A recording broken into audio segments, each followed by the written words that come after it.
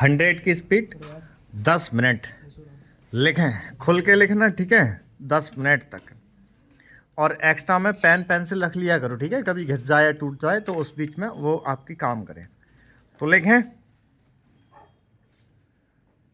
सभापति महोदय, आज हमारे देश में जो ऊपर से लेकर नीचे तक शिक्षा दी जाती रही है, उसमें व्यवस्था ही एक कारण है जिसकी वजह से शिक्षा का स्तर गिरता जा रहा है।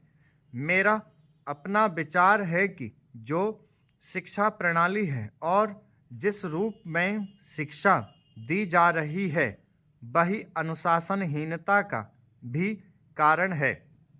अपने देश और प्रदेश में एक हर प्रकार की अपनी अपनी भाषा है और वह बालक जो इस देश में पैदा हुआ है, जो अपनी मातृभाषा की गोद में पला है, उसको यदि अपनी मातृभाषा में ही शिक्षा दी जाए तो मेरा विचार है कि शिक्षा का स्तर ठीक हो सकता है।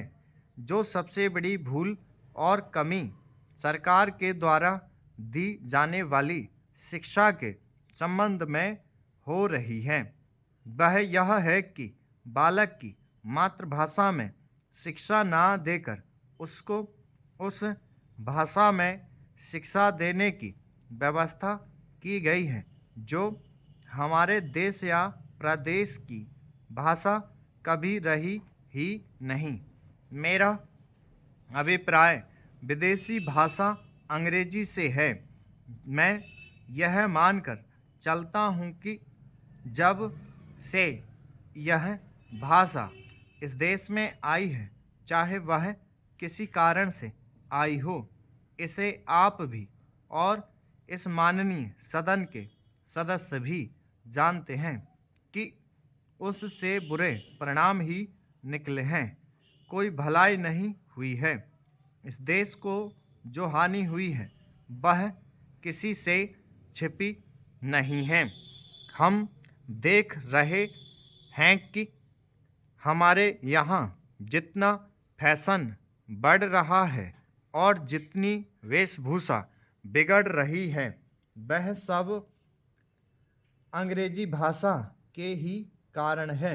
जिस समय यहाँ पर अंग्रेज़ों का राज्य था, प्रायः यह देखने को मिलता था कि वे लोग जो विशेष करके किसी न किसी तरह से सरकारी पक्ष के ही होते थे, अंग्रेज़ों से मिलने के लिए जाते समय अंग्रेजी वेशभूषा का ही प्रयोग करते थे। परंतु यह इस प्रदेश और इस देश का दुर्भाग्य है कि अंग्रेज़ों का राज्य समाप्त हो जाने के बाद भी लोग उनकी वेशभूषा को पहनते चले जा रहे हैं। इससे जो प्रभाव हमारे देश के फैशन पर पड़ रहा, उससे लाभ के बजाय हानि ही हुई है और हो भी रही है। मेरा ऐसा विचार है कि अंग्रेजी वेशभूषा से इस देश को बहुत हानि हुई है। भारत की गौरवपूर्ण सभ्यता और संस्कृति के संरक्षण पर पर्याप्त ध्यान देने की आवश्यकता है। अध्यक्ष महोदय, मैं आपको एक और बात बतलाना चाहती हूँ और वह यह है कि कृषि विभाग को योजना आयोग ने बहुत गलत रास्ते में बिठा दिया है। उन लोगों के पास लड़ने के लिए दम नहीं है और देश में खाद्यान्न का उत्पादन बढ़ाने के लिए जो योजनाएं चाहिए और उनके लिए जो धनराशि चाहिए वे उनको पूरी तरह संस्वीकृत नहीं करा पाते हैं। कृषि विभाग तो जमीन की तरह आधार होता है और उसी पर देश के लिए पर्याप्त अन्न पैदा करने का महान भार है। इसलिए यह बहुत आवश्यक है कि अधिक अन्न उपजाने के मार्ग में जो भी आवश्यक कदम यह विभाग उठाना चाहे उसमें किसी तरह की रुकावट ना हो।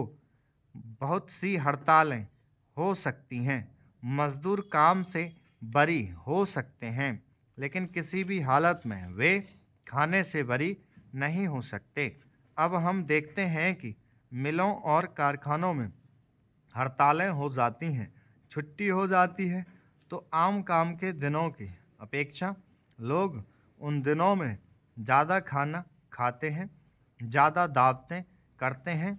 आज यह हमारे लिए यह सर्वाधिक महत्व का विषय है कि हमारा अन्न का उत्पादन उस गति से बढ़े ताकि हम अपनी खपत से अधिक उत्पादन कर उसका निर्यात कर सकें।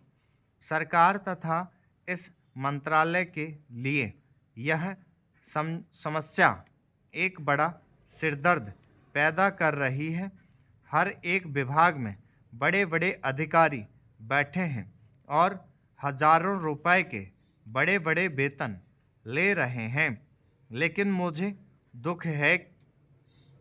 दुख के साथ कहना पड़ता है कि उनका दिमाग कार्यालय की मिसलों और कागजों में लगा रहता है। इस विभाग का काम बहुत ही महत्वपूर्ण है। प्राकृतिक कोप के कारण जो समय समय पर हमारी फसलों को नुकसान होता है, इससे भी अपनी फसलों की रक्षा करने के लिए आवश्यक कदम उठाना इसके जिम्मे है। आज मेरे पास लखनऊ से कुछ लोग आए थे और वे लोग बोल रहे थे कि यहाँ दिल्ली में इस अवसर पर ठंडी हवा चल रही है और आप यहाँ दरवाजे बंद करके बैठे हैं या आराम से लेटे हैं, लेकिन हमारी तो जान खतरे में है। वहाँ ओले गिर रहे हैं और हमारी गेहूं की फसल खतरे में है।